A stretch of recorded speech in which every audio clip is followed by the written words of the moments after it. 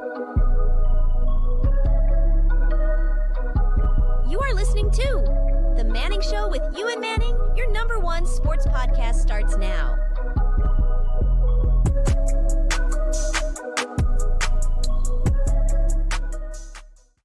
Welcome back to another episode of The Manning Show. Man, oh man, was it a fun weekend for sports. And I'm going to have a great pod here episode with you, breaking this one down. Let's start. There's so many things to get to in this show. I'm recording this right now on the Tuesday. I'm sorry I didn't get this out at night, which would let you listen to it on the Tuesday, but I had an exam this morning, so I had to get this out to you today. So, yeah, that's just kind of the way that things worked out, but yeah. You know how it is. Let's get started here with the NFL. I mean, this was a great divisional weekend. Unfortunately, my Los Angeles Rams ended up losing, but we have some fun divisional round matchups, and we get to go to the conference, the finals, the semifinals now. So, you know, it's going to be a fun 2 games for sure, but. It's too bad my Rams weren't in it because I thought they could have ended up in it, and you know we'll get to them in a second. But there's so many things I have to say about them. They look pretty good. They got a bright future, but yeah, we'll save that for the bit. The Oilers played at night, so I'm recording this episode during the day, and then the Oilers episode after the game because there's a lot to get to about the Edmonton Oilers as well. So if you want to skip to that and don't want to listen to the NFL part, let's say you just like watching hockey, you can just go in the description and click on the timer for that one. But yeah, let's get started here. We're going to start with the Saturday. Started off the Chiefs with a victory 23-14 over the Texans. The Chiefs, oh my gosh.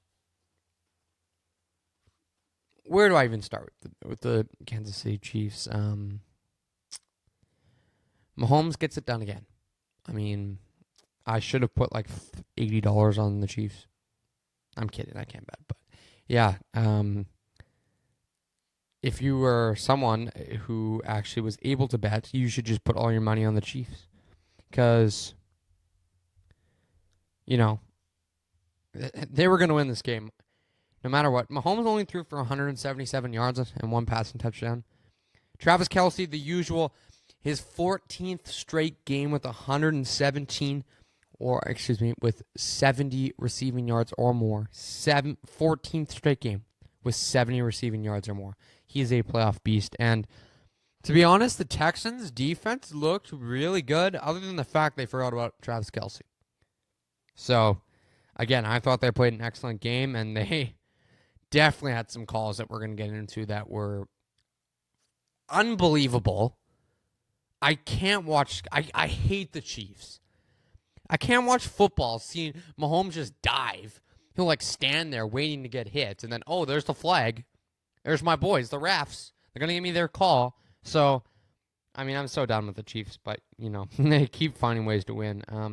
C.J. Stroud looked pretty good in that game. 245 passing yards, no passing touchdowns, but he looked really good in this football game. To be completely honest.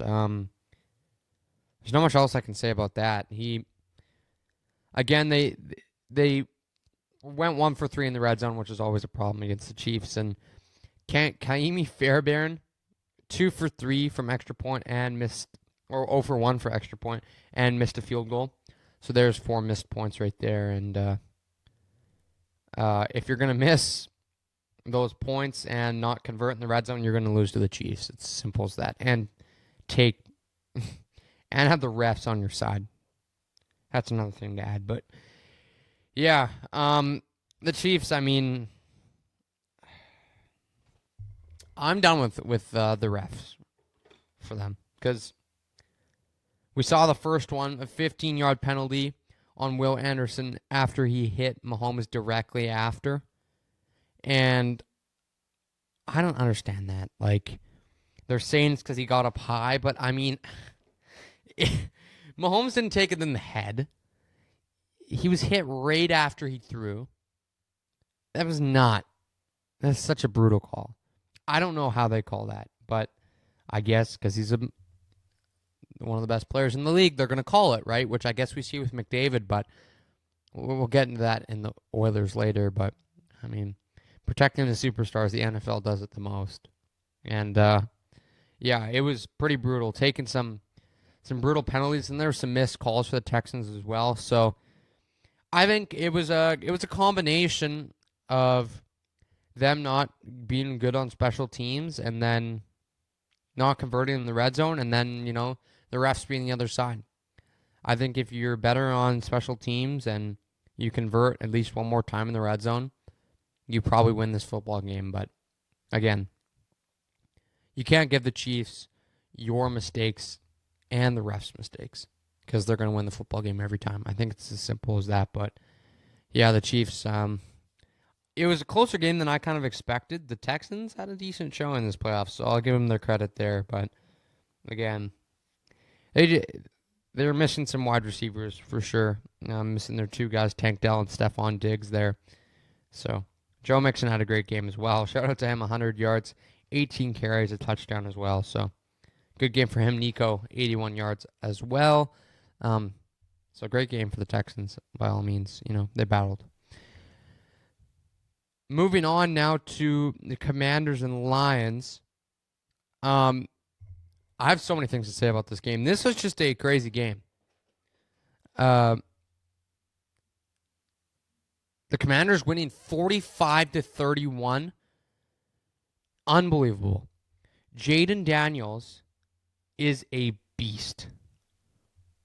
A beast. Like, this guy, as a rookie, is the first rookie in NFL history to take his team to a conference final.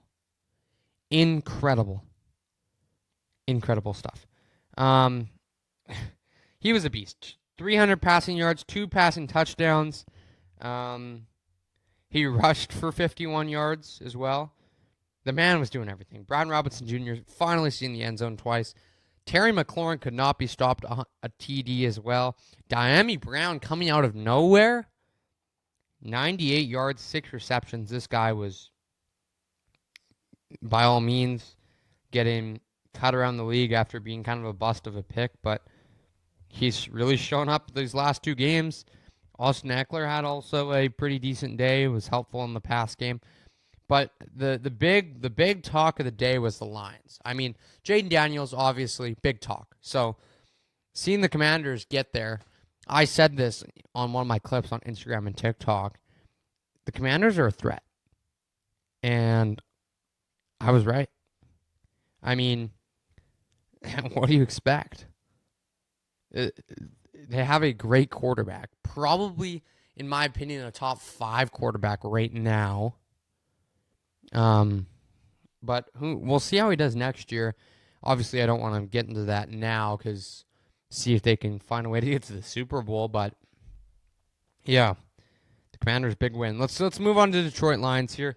Jared Goff, 3 interceptions, 300 passing yards, a passing touchdown. They went 3 for 9 on 3rd down, 3 for 6 in the red zone. Jahmyr Gibbs, a crazy day. 175 yards total, 2 touchdowns, 14 carries, 105 rushing yards. I don't know why the Lions were giving David Montgomery the ball at all. He had 7 carries for 28 yards, so averaging 4, but that's not terrible. But you have Jahmyr Gibbs who's averaging 8 rushing yards. You keep giving that guy the ball. He only had 14 carries. I think you give him 30 carries, and it is a much closer game. You double his carries, it's a much closer game, and then you can use Montgomery. But the Lions' defense is the biggest talk. I think after beating the Vikings, there was kind of more of a showing, like people were talking about them being or not acknowledging them as hurt, right? Even though they were hurt, and people realized that after. But after beating the Vikings and really stomping them, the defense played well, which the Rams proved was very not hard to do. I that's kind of the way it went. Their defense is just hurt. And when you're missing 7 starters and then missing 4 backups as well, you're not going to win football games. I think it's pretty simple as that. They did a good job with the guys they had, and still a big game from Amon-Ra, 8 receptions, 137 yards. Lapati got in the end zone. J-Mo, 80 yards, a touchdown on 1 reception. But yeah, I mean, their defense wasn't good enough. They didn't do the job in this one, and they were missing guys in this game. So I think when your defense is that hurt and you're letting 45 points up, you're normally not going to win if your offense is throwing 3 interceptions. I'm not placing this entirely on Jared Goff, but he didn't play well either. I think throwing in 3 interceptions is what Jared Goff is in a playoff game. This is why the Rams traded Jared Goff, for people that remember. He's a regular season beast, but then when it gets to this big game, it's not him. He's not great. So, the Lions, they'll be definitely back. They'll probably win the NFC again next year. Who knows? But, they're a beast of a team, and they'll be right back. So, I mean, tough loss for the Lions. Defense is hurt. They played a great game, but again, the Commanders are just the better team, and their defense looked pretty good as well. So, big signs for the Commanders. Moving on to the Sunday, we can start with my Rams. Disappointing. That's the way I'll put it. Matt Stafford, 324 yards, 2 passing touchdowns. Again, looks really, really good in these games. Puka, 97 yards, 6 receptions. Kyron, 19 carries, 106 rushing yards. Tyler Higbee got in the end zone, 7 receptions, 54 yards. So at least there was a bright spot there. Cooper Kupp, 5 receptions, 61. D-Rob, 3 for 74. So the ball was kind of spread around. Tutu got in the mix. Whittington. There was some bright spots on the offense. As part of the problem, they went 6 for 16 on 3rd down, and they went 2 for 5 in the red zone. So, again, this is what I'm talking about. I think there's a few problems in this game. Some of the penalties we took were not great. Weren't great penalties, but some bright spots on the offense. We're still looking good. Still an elite offense, no matter what. We came into Philadelphia in a snow game, which, teams from California and hot spots around America don't play that well in snow games. And I thought they played very well. Offensively, they just weren't able to get it done until the end. They had a bit of a pushback, but, if you don't block Jalen Carter, it's gonna bite you. So that's what ended happening, and, they battled, but wasn't enough. Joshua Cardi had a great game. Shout out to him. I mean, he was great down the stretch, so great draft pick by the Rams again. We're going to get into their drafting in a second, but he had an excellent game. 2 for 2 on field goals, 2 for 2 on extra points. He didn't miss a kick in the playoffs, so that was huge for us. We were missing that kicking. We probably lost to the Lions last year because of our kicking, so it was good to get him this year. He was excellent down the stretch. I'm going to get into one man, Kyron Williams. I'm done with the dude, man. He's good, but he fumbles. He fumbled twice, right? So I'm done with him in the playoffs fumbling. He fumbled against the Vikings as well. The Rams need another running back. I know Blake Corum gave him a showing, but we were missing Blake Corum from getting hurt in the Seahawks game, but we can't have guys fumble. So we're going to need a second option. Kyron's kind of a goal line guy. He's a beast there, but we just need an all-around speedy guy who's just a little bit better in terms of holding on to the football. Kyron's elite, and I know he's a top RB, but his problem is fumbling. So, we'll see how that goes. I'm sure the Rams are going to look into that, but He did his job this year. That's what I'll say. Cooper Kupp, one last thing here about the Rams before we get into their defense. That might have been his last game as a Rams, so, I mean, shout out to the guy. He's a beast. As much as people are saying he's washed and, he wasn't getting the ball, which is fair if you have Puka Nacua, but, he makes a lot of money, so I'm not sure if he'll be back, and he says he's going to play, so he's back next year. I'm not sure if the Rams might trade him, so, I mean, good for Cooper Kupp. Looking back, it would have been nice to trade him at the before the deadline. I know the Rams would have started selling everyone, but he's a big piece in the culture as well, which is another thing. Big piece. He's good friends with Stafford, obviously, and good friends with Puka, so that was big. I hope he stays, to be honest with you, as much as he gets paid a lot. He's just good around in that type of stuff, so I like him there. Stafford also said he's going to evaluate his future, but he said he's got some good football left in him. So I expect to see Matty Staff back next year, which is great news for us. The Rams defense, absolutely unbelievable. Jared Verse came out before the game saying, I hate the green jerseys. I hate the Philly fans. He had 2 sacks in this game. The Rams played. I've been saying this, man. The Rams played the best O-line in the Eagles with 4 Pro Bowl selections the Eagles O-line has, and we had 7 sacks. I know Hurts was a little bit limited, but we got to them. We got to them. So this D-line is so good. It's going to be so good.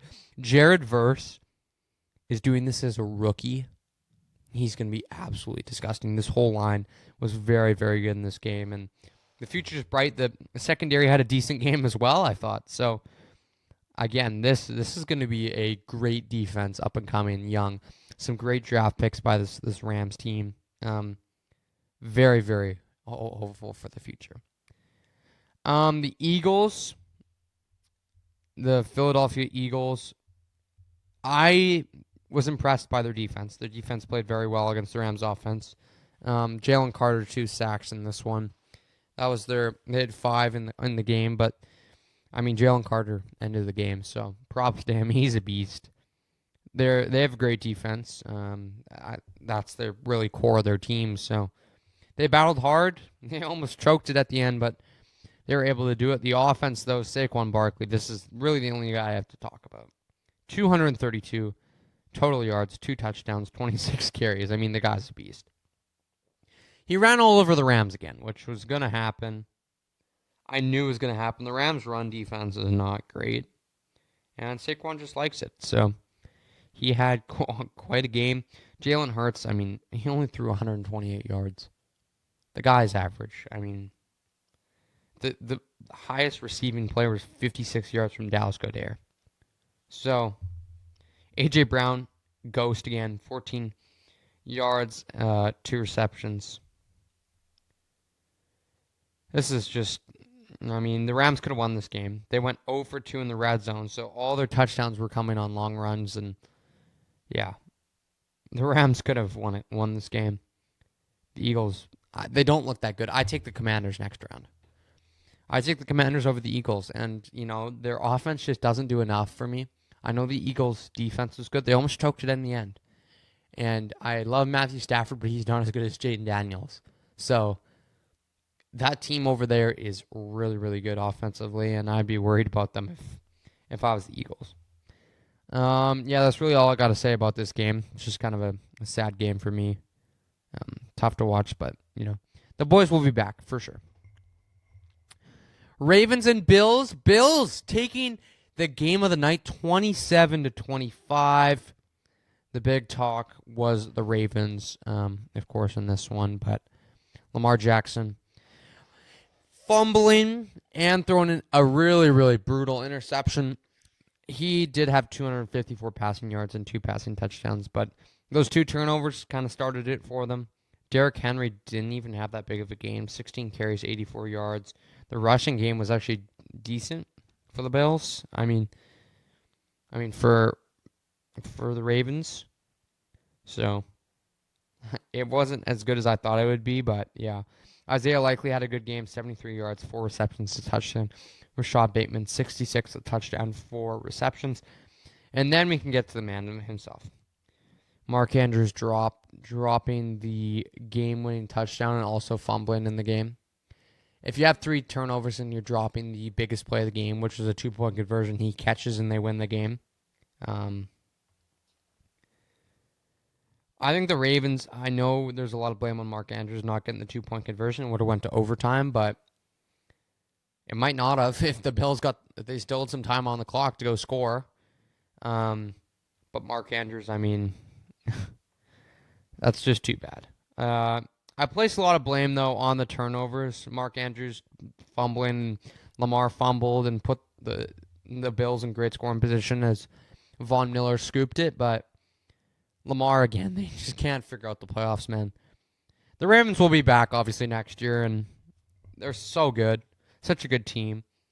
But, one of these 2 teams was going to get upset, and one of them was going to have to go home and feel this. So, either way, the media would have been all over them. So, the Ravens were just the team to fall in this one, and defense played okay, but only getting 1 sack on Josh Allen is not going to get the job done. Looking over at the Bills, they didn't even have that great of a game, to be completely honest. Their offense was kind of average. Josh Allen, obviously, not average. He only passed 127 yards, but again, the man is a beast. James Cook had a day.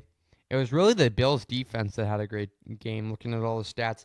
The ball got spread around a lot. Amari Cooper didn't even get a catch in this one, which was wild. Tyler Bass did have a good day, but the defense, putting the offense in good positions on the field, allowed them to win this game. So, they did their job and were in the right spots. So, the defense did the job, and the Bills won this game. I mean, I'm not incredibly excited about the Bills going to next week either.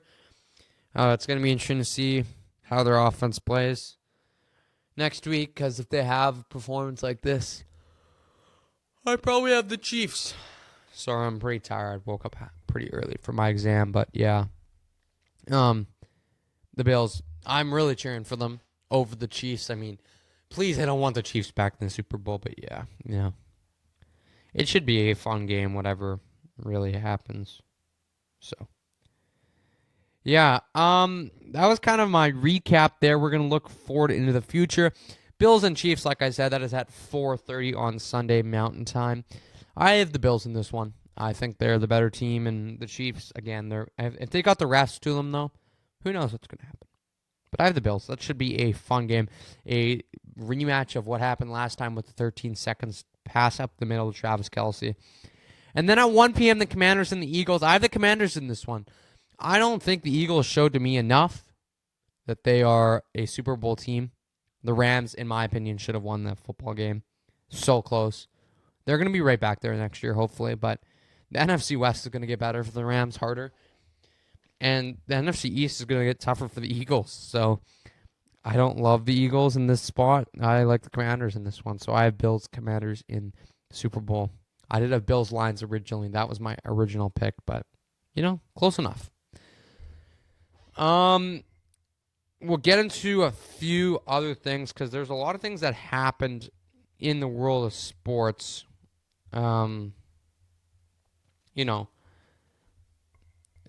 There's a few things. The Oilers thing we're going to say about Connor McDavid getting 3-game suspension for the Oilers part of this. But, yeah. Well, what should I start with here? I'm just thinking about it. Yeah.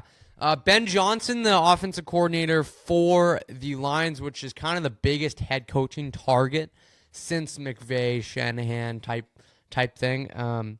He ends up signing with the Bears as the head coach after the Bears need an offensive head coach for Caleb Williams. So next year's going to be the test. Can the Bears figure it out? I don't know. They're a terrible organization. Right now, they're a bad organization, bad owners. So we'll see if they can figure this out. Ryan Poles put their money on the line and said, Ben Johnson, come to this great situation. You have a great offense. a good young quarterback. Let's see if they can figure it out. I don't know. Because if things could have gone way differently that year, they had many more wins than they should have had many more wins than they did. I mean, the Hail Mary started it all, and then they had the game against Detroit where Matt Eberflus got fired. So things are looking good for the Bears. We'll see if that actually stays in check. Who knows how long that is. I'm just thinking here and a few other things. The Blue Jays signing Anthony Santander. A pile of money was thrown at Anthony Santander. I know we're transitioning to baseball, which I don't love at this time, in this time of year, but Anthony Santander, third in home runs last year, hit 44 jacks. I like this signing. The Blue Jays get a cleanup hitter, but my only problem with it is they're going to need something else. Like if they're just signing Anthony Santander, they need more. They need another bat. Because Anthony Santander is slow. He's just a DH. He's just out there to hit bombs. So if he's hitting bombs, I mean, hey, that's fine. It's worth the money. The Blue Jays need guys who can hit bombs, but if he's not, then it's a total waste of money. So if he's hitting more home runs than a lot more home runs than the average player, I'm fine with that. We're good. We're chilling. But again, it can be a bit of a risk because he is aging. He is 30. Luckily, he's not like 35. But, I mean, hey, hopefully this doesn't turn out like what Springer's contract has turned out to be. Holy, I just dropped my phone. I'm just thinking anything else that I missed here in the news. The Oilers did sign John Klingberg, which we are going to get to in a little bit. I think that was everything that I needed to say. Yeah. I don't know if I don't think I saw anything else. The national championship, that's one thing that I wanted to get to. Ohio State winning, big shock. Wasn't really much of a game, but they deserve to win the game. They're the better team than the Irish, so that's all I got to say about that. OSU, better team. They won the game. Yeah. Other than that, that was kind of all I wanted to get into for today. We kind of have a bit of an exciting... Oh, yeah, the other thing, Roki Sasaki and the Blue Jays? Are you serious? Luckily, we got some good news with Santander. But Sasaki, like, you got to be serious. The Blue Jays, Ross Atkins needs to go.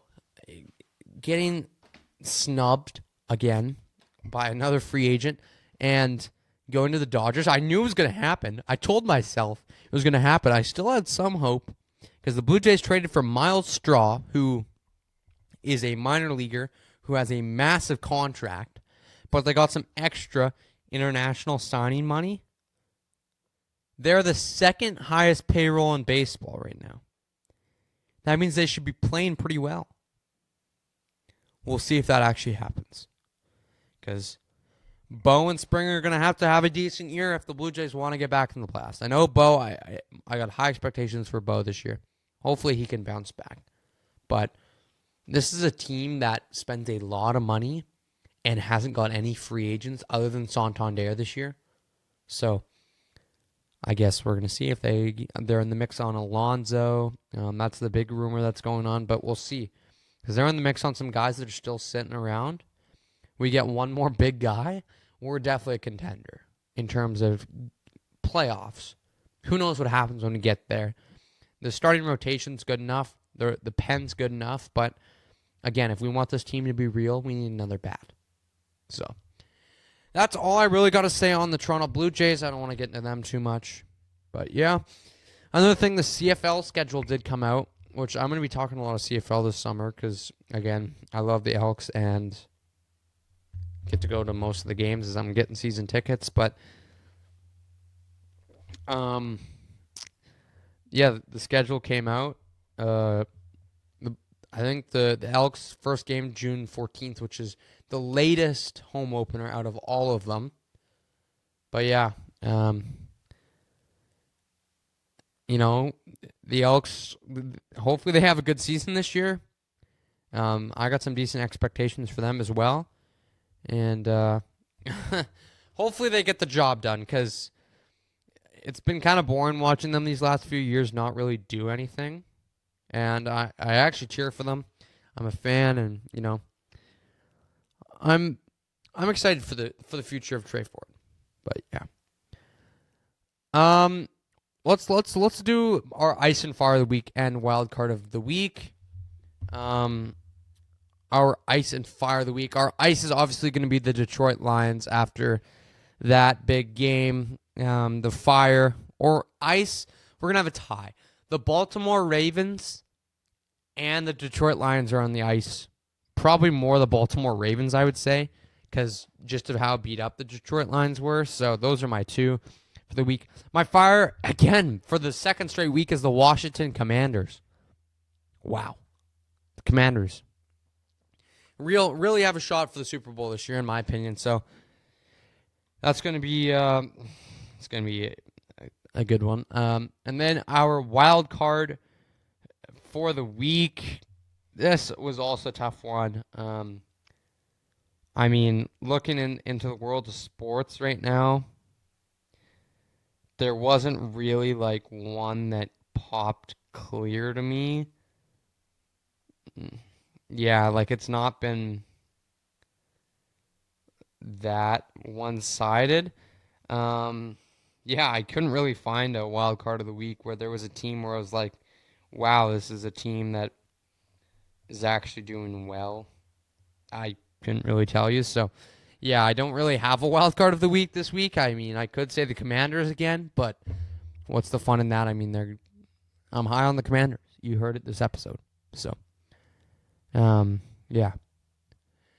Anyways, I'm just going to, this is obviously the end of this segment. The Oilers play tonight at 7 p.m. against the Capitals, which is a big game, missing Connor McDavid as well. So we'll get into the Oilers segment after, be a 20-minute segment-ish. So, yeah.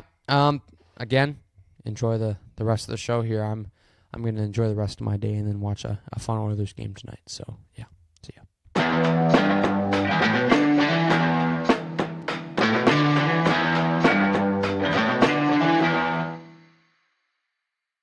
Welcome back after the break.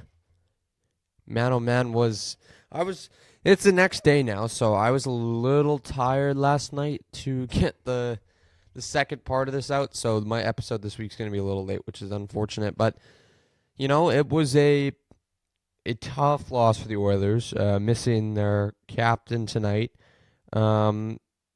missing, the best player in the world, so they end up losing 3-2 against the Capitals. Logan Thompson saves 32. I mean, man, oh man, is he a beast? Skinner with an absolutely horrific game. Only 14 shots, and they ended up scoring 3. So it was not his hockey game in this one. But again, it's Stuart Skinner. So what do you expect? I mean, the guy is not that good, from what I've been saying. These are the type of games that I'm talking about, right? Like it would be so great to have a huge win without McDavid over the Capitals, who are really been on fire, and we outplay them without McDavid. Imagine we had McDavid in this one. It would be a fest, I'll tell you that. But let's get into it. Starting off, the Oilers, since we've done the last episode, have been up and down. Obviously, the Canucks, which we'll get into the McDavid incident in a second, they end up losing 3-2. They beat the Avalanche and the Wild 4-3 and 5-3, so it was a great ending. They beat the Kings, the Wild, and then the Avs. So all huge victories for the Oilers. So they were on fire, and then obviously the McDavid incident, and then losing last night. So the Pacific Division wasn't playing that well, so the Oilers climbed a little bit. They were a few points behind Vegas. And I'm pretty sure Vegas won last night if they even played. No, they didn't even play. But looking at the standings right now, the Oilers are 1 point behind Vegas. Vegas is 4-6 in the last 10. The Oilers are 7-3. The Kings are 6-4 in their last 10. They are solid 6 points behind the Kings, and the Flames are obviously 10 points behind the Oilers. The Canucks are 1 point out of a playoff spot. So that's kind of the Pacific Division right now. So the Oilers are 1 point behind Vegas, which is huge because Vegas has just been on a fall. So it's okay if the Oilers lose a few games, but again, you could have taken the top spot in the West last night if you would have won, right? So that would have been huge, and I mean, it would be nice for the Oilers not to play the LA Kings again. That would really suck, like, I don't really want to play the LA Kings. I don't like the LA Kings, and it's such a boring series. Like, they do the same boring, stupid stuff every year, and it's just, I hate it. I don't want to watch that series if it ends up happening, but I would much rather play Calgary. I mean, I know we would have to play the Avs as well, but I might want to play the Avs. To be honest, I think we could beat the Avs. I know they got some great guys, but the way their team is built, I like the Oilers right now. Let's get into the McDavid incident. McDavid cross-checking Connor Garland in the face and getting a 3-game suspension. At the same time that was happening, Evan Bouchard got cross-checked by Tyler Myers, who's a 6'9" beast of a defenseman. So both of those guys get 3 games. This is wild. I did not expect it to be 3. I thought it was going to be like 1 or 2. But, I mean, I think it's a lot of frustration from McDavid. That's the way to put it. I mean, unfortunately, the kid has been getting beat up. He got slew-footed by Kempe, and he only got a fine. He's 100th on the list of drawn penalties, so the best player in the world is normally top 10, and he's 100th this year, so there's some frustration there for sure. But yeah, I think just throughout the game, pretty some frustration, and it kind of built up to that, so I didn't really expect there to be 3 games. He also got away with that elbow on Forsberg last week, which there's lots of debate if that was purposeful. I mean, I think it was purposeful. It was clear he threw his elbow out there, and I think he's just fed up with the way that the penalties have been going, and he's the best player in the world, so there's a lot of talk about protecting your best players as well. And, I mean, we saw it with the Chiefs last week and Mahomes. They protect the best players in the league. So, the NHL, I mean, they seem to not really do that as much. Kempe only got a $5,000 fine for slew-footing the best player in the world. And McDavid got 3 games for a guy who was holding him in the last 20 seconds of the game when they had the empty net, which was, again, very smart play by him. I mean, no one's ever thought of that. Hold the guy down, you take the delayed penalty, but there's 30 seconds left, or like 15 seconds left. So the guy, really smart. Connor Garland, great player. The Oilers could use that, but again, he's a bit of a rat, so it's too bad. But the funny part is the Oilers are playing Vancouver on Thursday. So as I release this episode on Wednesday, they're playing them on Thursday. So again, there could be some fighting going on because of what ended up happening. But yeah. The other thing that happened with the Edmonton Oilers this week was signing John Klingberg, which, I mean, it was a $1 million deal with a $350K bonus attached to it. I was pretty happy with the signing, to be completely honest. There's a lot of debate on, is there really a point of this? But, I mean, the guy was a stud. He was a stud when he played for the Stars back a few years ago. But unfortunately, that was a few years ago. And he ended up getting hip surgery. And this is what he said, though. He said he was really struggling with his hip and was struggling on the defensive side of the game with his last few years with the Leafs and the Ducks. So, again, I mean, the Oilers get the guy, and he was saying that his hips never felt better, and he feels like he can move very, very well. So that's a great sign. I mean, we'll see how much that comes into play. We'll see where he gets put up. I mean, obviously, they can't put him out there with Bouchard. They're both going to be offensive defensemen. But, again, if he can be a solid guy who can produce a little bit offensively or even be anywhat close. If he was 1/4 to what he was, I would be happy. So either way, I mean, you're getting a shot at a guy where you're like, hey, this is a great D-man, right? And if he really turns out, maybe you don't have to go get someone at the deadline. But you have to think this isn't going to be my only play for the deadline. You're wanting to get another defenseman who I think it's tough to find a guy, but another Ekholm would be lovely. I think we'd easily win the cup if we got another Ekholm. Just double up Ekholm, just put him on the right side, and we win the cup. Or, I mean, the forward group is so good. A bottom 6 guy who can win draws and fight and is gritty, maybe that, but I don't know, man. Like, they have such a good forward group. They can move guys around, and again, they're a great team. So, we'll see what ends up happening with that. We'll see how Klimberg plays. He's supposed to be cleared sometime next week to get in the lineup, so maybe before my episode next week, we'll see how he does. But yeah. Other than that, I mean, the Edmonton Oilers are a great hockey club. I didn't want to go on too long about this team. I didn't see anything. I did see some news this morning. Jets are hiring former Lions defensive coordinator Aaron Glenn as their new head coach. So the Lions lose their offensive coordinator and defensive coordinator. So that's pretty funny. I mean, I'm sure they'll find guys because they're such a good team, but it's pretty awesome to see. It's pretty wild.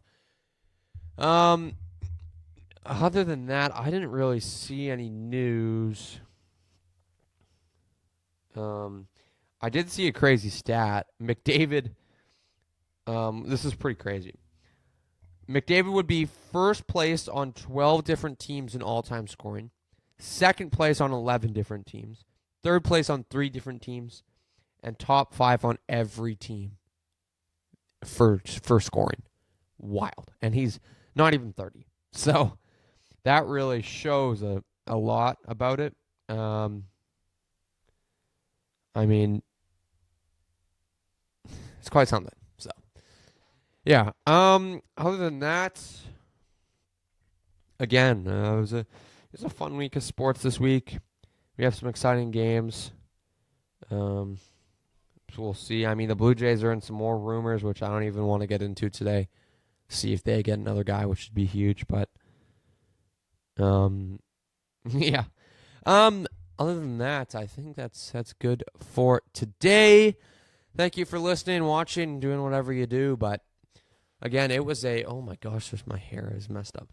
It was a fun episode today, or yesterday, and today. I'm still kind of a sleepy guy this morning, but yeah, it was a lot of fun. Next week, I'd like to get a guest. Connor Halley's likely going to be on next week, so that will be fun to get the Super Bowl preview. And then the week after that, I'd like to do some historical NFL stuff, some debates, get some questions down, and talk about what I think. But yeah, we should have a fun few episodes coming up here, so look forward to that. Anyways, enjoy the games this weekend. Go Edmonton Oilers.